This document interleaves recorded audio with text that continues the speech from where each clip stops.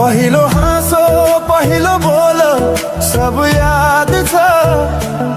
हिजोका बाछा आजको शून्यता साथ छ जीवनको रंग नै हरायो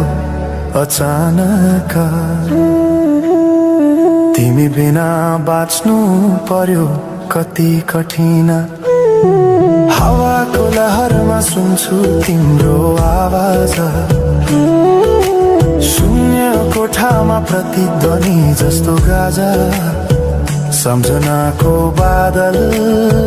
मनमा जम्छ रातको निद्रा फेरि कहाँ